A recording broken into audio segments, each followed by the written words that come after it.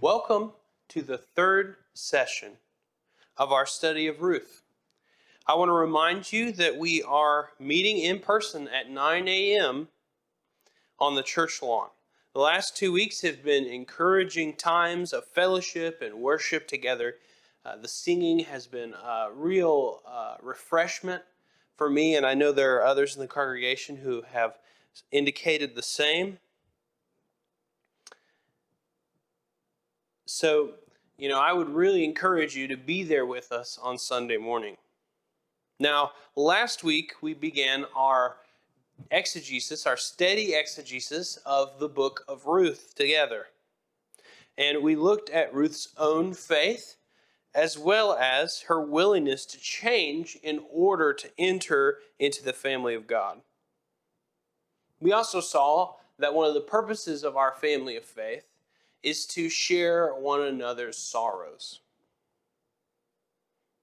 This week, we move into chapter 2, where we will see how God's people and his plan come together to accomplish his purposes. So, in film, there's a whole genre of movie that's called heist movies. These are movies that are built around some kind of complicated plan, usually to steal something, but not necessarily always. Some examples of these movies would be something like the Ocean's movies, the Italian Job, those kinds of movies out there that are all about these intricate plots and these specially crafted teams all trying to steal something. You have to have the exact right team and the right, very intricate plan. I think Ruth is a great example of how God orchestrates history. It's almost like one of those intricate plans we see in a heist movie, putting together the right people according to his design. And I think that's what carries over into our reading this evening, because we look at this text and we begin to see two major things that come together. Just like a heist movie, two things you have to have. The first one is God's plan in action. God's plan in action. God orchestrates history and gives us commands to accomplish his purposes for the good of his people. God orchestrates history and gives us commands to accomplish his purposes for the good of his people. We see here a little insight into God's methods of pulling together history for his purposes. So let's take a look at the text this evening. Let's take a look at the text. Ruth chapter 2, starting in verse 1. We're going to go through verse 13. Ruth chapter 2, starting in verse 1. Now Naomi had a kinsman of her husband, a man of great wealth, of the family of Elimelech, whose name was Boaz. And Ruth the Moabitess said to Naomi, "Please let me go to the field and glean among the ears of grain after one in whose sight I may find favor." And she said to her, "Go, my daughter." So she departed and went and gleaned in the field after the reapers. And she happened to come into the portion of the field belonging to Boaz, who was of the family of Elimelech. Now behold, Boaz came from Bethlehem and said to the reapers, "May the Lord be with you." And they said to him, "May the Lord bless you." Then Boaz said to his servant who was in charge of the reapers, "Whose young woman is this?" The servant in charge of the reapers replied, "She is the young Moabite woman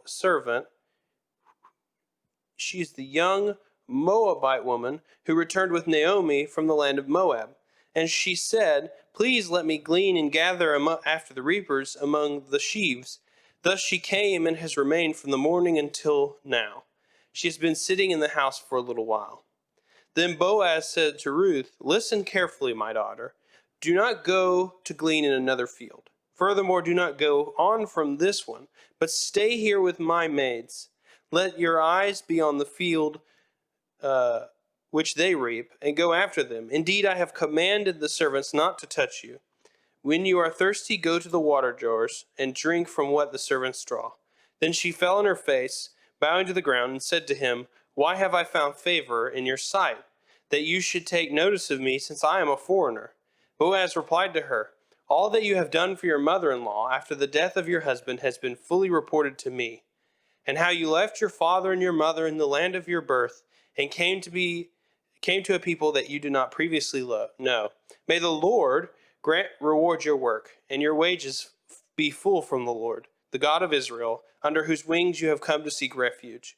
Then she said, I found favor in your sight, my Lord, for you have comforted me, and indeed have spoken kindly to your maidservant, though I am not like one of your maidservants. What I want to draw your attention to here this morning for this first point is verse 3. Verse 3. So she departed and went and gleaned in the field after the reapers, and she happened to come to the portion of the field belonging to Boaz, who was of the family of Elimelech. Now, this may have seemed like happenstance to her. But things are rarely ever happenstance in the Bible. You have to think. Ruth could have gleaned in any field in all of the region of Bethlehem. But she happened to glean in the field among which there's a portion belonging to Boaz. And she happened to make her way into Boaz's portion of that field. It may seem like happenstance, but happenstance doesn't really happen in the Bible. If anything, I think this short line is one of the biggest understatements in the whole of the Scriptures. Ruth happened into the field of Boaz. That's a huge understatement because Ruth did not just accidentally stumble into Boaz's field. She did so according to God's plan. We see in the New Testament that the stakes of what seems like a quaint story here are quite large. When we get into the New Testament, it becomes apparent from Jesus' genealogy that the cogs in motion here ultimately work themselves out in David in the Old Testament, we know that much, and then into the New Testament in Jesus Christ, our Savior. So Ruth didn't just by happenstance end up in Boaz's field. She ended up in Boaz's field as a part of God's plan. Ruth's meeting Boaz is a part of the divine plan of salvation. Jesus is a descendant of Ruth and Boaz. Thus, what may have appeared to be coincidence to Ruth, Naomi, and Boaz was really part of God's plan from eternity past. And this is one of the significant insights of this book, because this verse is just the beginning of a series of events that have to be just so in order for these things to happen. God takes an active role in the goings-on of this world in order to accomplish his purposes. Ruth demonstrates that we work according to his design without even realizing it quite often. We see in the book of Ruth that she thinks she's happening into a field when in fact she is participating in the grand plan of our salvation. That's the kind of coincidence that we see in the Bible. It's not coincidence at all, but rather it's God's plan in action. And that's one of the beautiful things about the book of Ruth. The book of Ruth shows us God's plan in action in the lives of everyday normal people. We see that Ruth, who's just a normal person, is somehow involved in the genealogy of our Lord and Savior, Jesus Christ. That's powerful. That's powerful. The other side of this, though, so we have God's plan in the sense of God's eternal plan for history as he orchestrates history to accomplish his purposes. We have God's plan in that sense. The other side of God's plan is the part of God's plan that we know and understand directly. So while with God's eternal plan, we work into it without really realizing it, like Ruth here, happening into Boaz's field. The other part of God's plan is when we realize we're being part of it. And those are God's commands. And we see here that God's commands for the people of Israel are being followed. If we go back to a few books, to Leviticus 19, verse 9, or Deuteronomy 24:19, we see that God instructed his people to leave the corners of their fields unharvested, and to not go behind themselves to pick up crops that had fallen to the ground. The process here is called gleaning, and this is required in the Old Testament law. God requires his people to not plow the more difficult, not reap the more difficult portions of the field, and to not go behind themselves and pick up every last piece of grain that falls out of a basket or off of the plants onto the ground. He orders them not to do that so that the poor could come behind them and gather that because they couldn't afford to buy it on their own. So we see God's plan in action here also with people obeying his commands. And it's working. Ruth, a poor woman who has no access to earn money to be able to afford bread herself,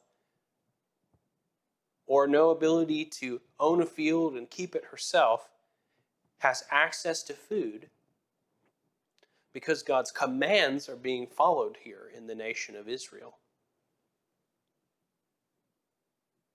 So the Old Testament law required this for the care of the poor. Gleaning is a requirement, allowing gleaning. It's interesting, there was a case sometime in the last decade where some local farmers, staple crop farmers here in the United States, agreed to practice gleaning, to allow the practice of gleaning in their fields. So they put out a notice in their local area for those who were in need to come to their field, and they could pick corn and beans and several other pieces of fresh produce. They were welcome to come pick it out of their field, out of the corners of their field, or anything if they're walking through the middle of the field that may have dropped to the ground. They're welcome to come pick that and take it home with them, all completely free. And they had hundreds of people there. Now, sure, some of those were probably people who didn't need it, but who were just looking to get something for free. But at the same time, that was a tremendous opportunity for them. That was a great witness for them, for the people in their area, because they were practicing an Old Testament law that, while we're, as we know from our study in Galatians, we're not bound to that law in any strict sense. Our faith, our justification doesn't come from that law. But at the same time, it articulates principles which are true, just as true today as they were before. And it teaches the community of Israel in the Old Testament. These laws taught the community of Israel very important lessons about caring for the needy and the poor, and being kind and just and fair and generous. And so American farmers implemented this with it sometime in the last decade. I don't know how long they did it or if they're even still doing it, but they saw tremendous results. And this was a legal requirement in Israel. This was God's welfare plan, so to speak.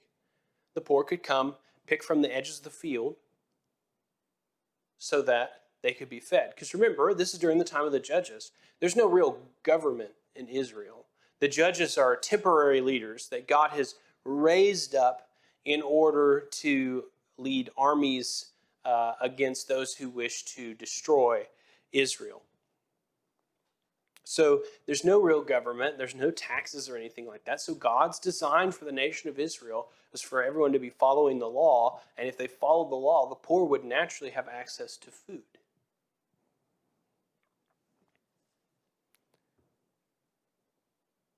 And a substantial element of this book is this law being obeyed. Ruth never meets Boaz if they're not gleaning, if they're not allowing gleaning.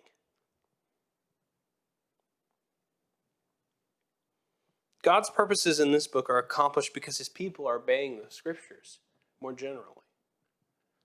They're allowing people to come glean in their fields because that's what God commands them to do.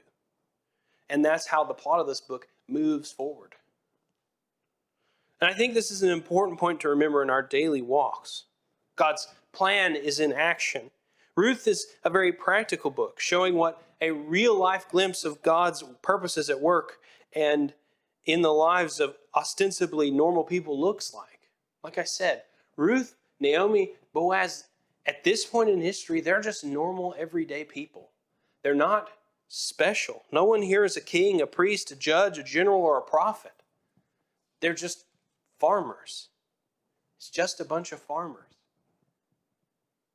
So we see here that God was working to accomplish his plan even among these seemingly unimportant people. Now, they become important. Ruth and Boaz become important because they're in the genealogy, first of David, the king, and second, they're in the genealogy, most importantly, of Christ. So they're part of God's plan for salvation. But for them, this was just ordinary life. They were nothing special.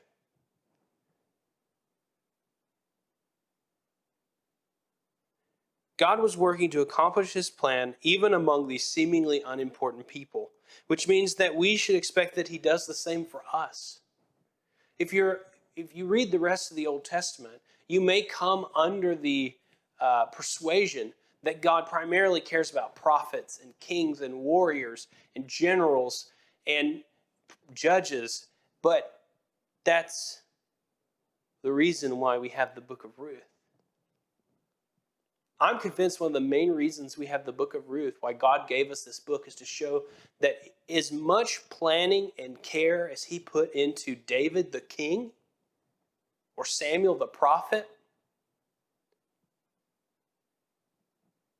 or Samson the judge, as much effort as he put into those people, he also put into Ruth the Moabitess, who is just a farmer. Even though they are part of a grand lineage, at the same time, the normalcy of these people, the normality of these people, is a clear demonstration of God's generous care for everyday people. And I think God gave us the book of Ruth for that purpose, to show us that God's plan is in action even for people who are unimportant, especially at the time. Likewise, we can see that we often have a direct impact on those upon whom God is working by being obedient children. Boaz gains the position he does because he obeys the law and allowing gleaning in his field. When we are obedient, we are writing ourselves in the annals of history as obedient servants. And this should drive us toward greater obedience in our daily lives. Recognizing that while none of us are obviously going to be in the genealogy of Christ, at the same time, in heaven, all of our secrets of our lives are going to be laid bare. And the question will be, were you obedient or were you not? The main question is, did you follow Christ? Did you have genuine faith? But once it's clear that you're a saint, were you obedient or were you not? I, as a pastor, am going to be held to account for how obedient I was in shepherding our congregation. So clearly, that's a part of our experience when we come into God's presence. And so when we look back at that, the question is, we'll see how God's plan was in action in the sense of his eternal plan. But when we come into God's presence one day, we're going to have to demonstrate, God's going to show us whether or not we put his plan into action, meaning his commands. So we see God's plan in action, but we see, particularly as his plan is in action, when we are obedient to his commands, we become his people in action, God's people in action. The people of God are at their best when they are their most humbly obedient. Let's look back at the text, starting in verse 8. Then Boaz said to Ruth, "Listen carefully, my daughter. Do not go to glean in another field. Furthermore, do not go on from this one, but stay here with my maids. Let your eyes be on the field which they reap, and go after them. Indeed, I have commanded that the servants not to touch you. When you are thirsty, go to the water drawers and drink from what the servants draw." Then she fell on her face, bowing to the ground, and said to him, "Why have I found favor in your sight, that you should take notice of me, since I am a foreigner?" Boaz replied to her, "All that you have done for your mother-in-law after the death of your husband has been fully reported to me, and how you left your father and your mother and the land of your birth and came to a people that you did not previously know. May the Lord reward your work and your wages be full from the Lord, the God of Israel, under whose wings you have come to seek refuge." Then she said, "I have found favor in your sight, my Lord, for you have comforted me and indeed have spoken kindly to your maidservant. though I am not like one of your maidservants. The people of God are at their best when they're most humbly and obedient. Boaz here takes up the various commands in the Old Testament to take care of strangers and of widows and the poor. He takes them very seriously. There's a lot of vigor put into these commands with Ruth, because remember, the command is mostly about being generally hospitable to them, not harming them, as well as allowing them to glean in your fields. But he goes above and beyond that. Now, it may be because Ruth is a pretty girl, and he thought he had a chance. That's certainly possible. We all know cases of guys who really go out of their way to impress a pretty girl. So maybe this was the case here. But I think the book paints, alternatively, I think the book paints a strong picture that Boaz is just generally a faithful and obedient Hebrew.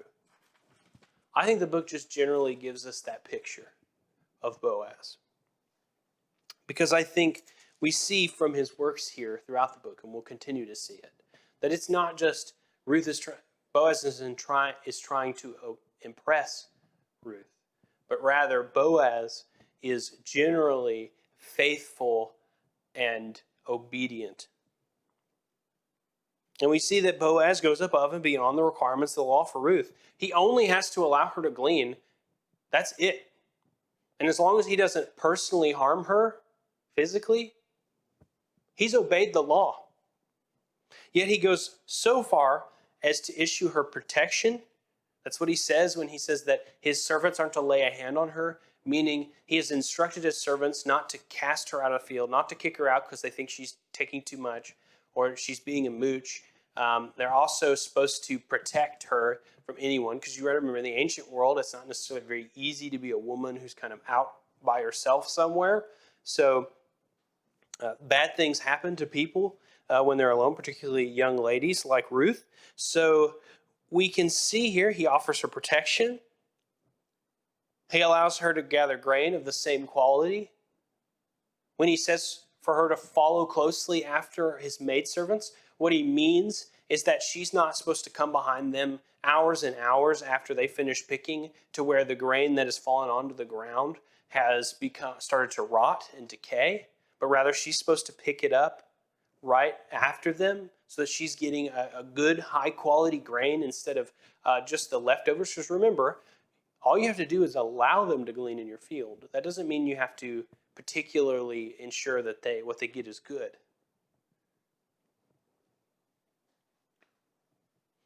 And he gives her free access to the water. This is really what goes above and beyond more than anything.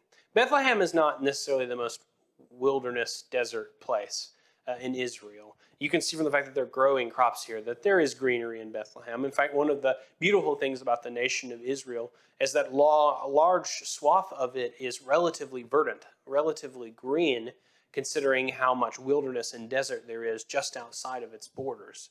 Now, obviously, a big chunk of it is also wilderness and desert, but lots of it is green. That's part of God's promise that it would be a land of milk and honey, is that they were going to inherit one of the few kind of oasis countries, one of the few oasis lands in the ancient Near East. So we see here, but still, nonetheless, it's hot, it's relatively warm there, and it's relatively dry there. So water is a somewhat precious commodity, and he offers her water from his servants. That's something he's definitely not required to do. The law certainly doesn't require you to allow the poor to drink from your servant's water. Because remember, every ounce of water that your servants aren't drinking is an ounce of water one of them went to go get, that you paid them to go get, that they didn't use. So Boaz is intentionally sacrificing of money that he paid to his servants to go get things for him, water, that they're not using. It won't be put toward his profit. This is far above and beyond what's required by the law. Once again, the law just requires that he lets her glean. He could have made sure his servants picked the grain very carefully so that only thing that would be left on the ground would be rotten. He could have not offered her water. He could have left her alone in the field, but he did none of those things. And I think what we see here is that these are outworkings of a humble and obedient heart on Boaz's part. Boaz does not think so much of himself that he deserves all the profit from his grain, or he deserves to ensure that the water that his servants took the time to draw is only used by his servants, or waste his time on his servants protecting Ruth. It's clear that Boaz took Leviticus 23 through 25 very seriously. Those chapters of Leviticus have a great many laws dedicated to the care of the foreigner, the poor, and the widow. And Boaz took those very seriously, because he didn't just understand them as a list of commands that needed to be obeyed. He understood them as depicting the clear truth that God intended for there to be no need or want among his people. Like I said, the law establishes a number of benefits for the poor and the stranger, and it establishes protections for them. God took the care of the needy in Israel seriously, and it appears that Boaz did as well. He did not obey the law legalistically, only doing the minimum. And this kind of behavior carries over to the New Testament as well. James tells us that true religion is the care of widows and orphans. The principle is the same then. God still cares deeply for the poor and misfortunate among us and still commands us to take up their cause. He wants us to be his people in action. His desire is for us to humbly obey him, not to legalistically do the minimum, but to seek to have a heart like his. Way back when we were studying Jonah, one of the refrains that I repeated often was, "Don't be like Jonah." And one of the reasons that we pointed out was that Jonah, when he finally went to Nineveh, did the absolute minimum of obedience to God. And Boaz could have done that here and been well within his rights, but he didn't. He went above and beyond it, recognizing the heart of God's commands as opposed to just the letter of them. In the New Testament, we see that expanded even more. Like when we studied Galatians, we understand the Pharisees, for example, in Jesus' time, they didn't understand the heart of God's commandments. They just understood the letter, and thus they disobeyed them. We see in Galatians that the people in Galatia, in many places, the agitators didn't understand the heart of God's commands, only the letters. And so they led people away from God's plan and away from salvation. Boaz didn't do that. Boaz understood the heart of God's commands. And so he went above and beyond them, recognizing that the real core of this is to, 1, care for the foreigner, 2, care for the poor, 3, care for the widow, and even more so, care for your family. Remember, Boaz is related to Ruth via Naomi. And he recognizes here in this text that Ruth has cared for Naomi and has done everything she can to care for Naomi. And for Boaz, that care of family is reflected back toward her. The Bible takes all of those things seriously. As many laws as there are dedicated to the care of the poor, the widow, and the foreigner, there's even more laws dedicated to taking care of your family and all of the regulations and rules and requirements that God had for his people to ensure that their families were taken care of. And by that I mean extended families, cousins and second cousins and third cousins, and however many. We should seek to have a heart like Boaz's. And this means that we must always be eager to jump into action as God's people. Boaz saw Ruth in his field and jumped at the opportunity to be able to obey God's commands. Not just to the letter, but to the heart of them. We should take God's plan as always being in action in some way or another. But our goal should always be to be in action ourselves. God's plan is going to move forward regardless of if we're on the train or not. But we want to be on that train. The consequences of not being on that train are dire. For most people, that's condemnation. For those of us who believe, it's us getting to heaven and recognizing we were not obedient. Those are both dire consequences. Obviously, condemnation is the most dire. That's the eternity of conscious torment. But at the same time, in heaven, wouldn't you hate to be before the Lord at the end of time when the judgment is being laid out? Wouldn't you hate to be in front of the Lord and hear him say something along the lines of, you had faith, but very little. And you obeyed, but very rarely. And you understood, but only partially. Those are the things that you don't want to hear from Christ at the end of time. And Boaz won't hear those things. Boaz didn't hear those things when he died. And I reckon at the end of days, when all of it's laid out, he's still not going to hear them. Because he went above and beyond. He obeyed the heart of God's law. He was God, one of God's people in action. God's people should always strive for Boaz levels of faithfulness. So for us, day in and day out, we need to seek to answer the question, how can I, as a person of God, a member of God's family, how can I be in action? Sometimes God will plop those opportunities right into your lap. Whether it's someone you know who's in need, or it's someone you know who needs comfort, or you have a family member who you know is in a difficult time. Those are all moments for God's people to be in action. One of the great things I'm proud of in our denomination is our disaster relief services. So the various Baptist state conventions have disaster relief services. In Texas, I believe it's the Texas Baptist Men, where in fact both of our conventions cooperate, one of the rare times that they do, cooperate in order to provide disaster relief to people. And the reason why I'm proud of this is that Southern Baptists are known around our country as being some of the finest disaster relief and response workers there are. It's well known among the disaster relief nonprofits and the government agencies that fairly well the second people to show up at any natural disaster site are the Baptists. Back in Hurricane Katrina, there were Baptists complete with color-coded shirts, chainsaws, food lines, tents, all of that. They were there before the Red Cross was. Basically, FEMA rolled up, and then the Baptists, and then the Red Cross. And that's a common narrative with any major natural disaster. Baptist disaster teams are quick to arrive. And that's because they are God's people in action. That's an instance in which our denomination puts this into play. We look at God's plan, his commands, that portion of God's plan, and we say, we can be God's people in action. We can obey his commands. We can look at the heart of his commands. Nowhere does God command us to build homes for those who've lost them in natural disasters. But at the same time, our denomination all across this country does that. That's a great example of something that's going on. That's God's people in action.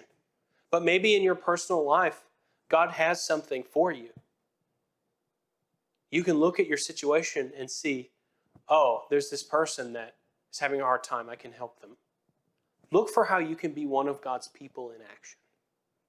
So there's two things this evening, that we can glean, pun intended, from this text. When we look at the narrative, we can see God's plan in action. Ruth did not just by happenstance end up in Boaz's field, but rather God's eternal plan was that it was the case.